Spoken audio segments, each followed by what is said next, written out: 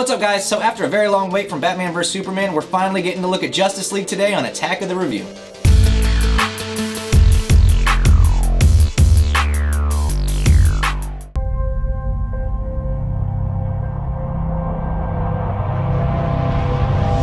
Violence, acts of war, and terrorism are all on the rise. I had a dream. It was the end of the world. Justice League was directed by Zack Snyder. It stars Ben Affleck, Gal Gadot, Henry Cavill, and Jason Momoa, just to name a few.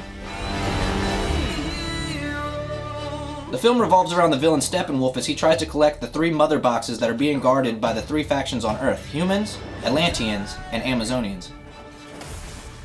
So Justice League, I'm going to start by saying this was actually a lot better than I expected it to be. I thought it was going to be much more of a mess. It was kind of rushed at times. There was a lot that they could have added to the character development, but I actually really enjoyed it. It reminded me of a DC comic, and I actually enjoyed that. They tried to be a little bit more lighthearted and still have a gritty look to it, and I honestly used to love the old Batman films, Tim Burton's Batman. I just loved the look. It was just very comic bookish in the film. Going back to Thor Ragnarok, which came out earlier this month, you can tell that Marvel's going to go for the much more 80s retro nostalgic feel. They're going to go for a lot of fun, and there's just no real actual danger that I feel like these characters are ever in. I mean, Hela was cool for Thor, but realistically, I mean, is Thor really going to lose to his sister? But with this, you know, having Superman dead and having Steppenwolf really kind of have some really cool, I mean, given CGI, but really cool fight sequences here, I actually really enjoyed it. And I see a lot of people getting angry that Steppenwolf was a CGI villain, but you guys didn't seem to mind for Age of Ultron, did you? So shut up. The cinematography, I gotta give it an A-. I really loved it. I thought some of the visuals were absolutely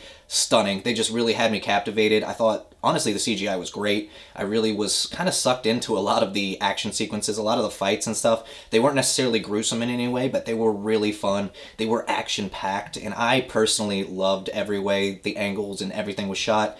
The look of it, the color grading, I thought it was really cool. Maybe it was because they had the 2 directors that kind of had influences on each other's take of the film, but I thought it came out really cool. A lot of people probably won't because it's very experimental in certain moments. It's very gritty, very dark, and then it comes to some lightheartedness every once in a while, but the cinematography helps me stay into the movie there, and I really like that. So now on to the acting. I gotta give the acting a B+. I thought it was actually really good. Of course, Gal Gadot plays Wonder Woman fantastically. I also really enjoy Jason Momoa's character. Kind of a badass, but he's also just got, you know, something that's hidden underneath him that I think we're going to start to see in these other movies, because he's just got a lot of anger and pain, but he's also trying to do the right thing. So I'd love to see more of his backstory here, and I'm kind of glad they didn't give you too much because it builds up to their own independent films later. But the acting, even Barry Allen, man. Barry Allen was probably my favorite rendition of him so far, and just the CGI work and everything around the characters, they were just very seamless and flawless in their integration with the acting there. You know, because a lot of this is green screen, a lot of this is just taking place in warehouses, and they're putting the cities and things out there, so having to interact with CGI villains and CGI just atmospheres can't be easy, and these guys played it off really well, as well as Ben Affleck. I absolutely love Ben Affleck's Batman. He's not the most outstanding Batman in the world, but he owns that character pretty hard, I'm not gonna lie. So overall, I gotta give this film 4 out of 5 Blu-rays because it was actually way better than I was thinking. I thought Batman vs Superman was a step in the right direction, and Wonder Woman was really great, but now I think DC's finding its stride. I think Zack Snyder, after, you know, the last few tries in his films, is starting to figure out what's going to hit with his audiences. And, I mean, it was a mesh, but it was also a fun mesh. It felt like a comic book. So I didn't have any problem with Justice League at all. Some people are always going to be diehard Marvel fans, and that's cool. Do your thing. There's nothing wrong with that. DC's going to take more time to get there, but they're almost there. So if you haven't seen Justice League, go out and check it out. I highly recommend it. Let's do it.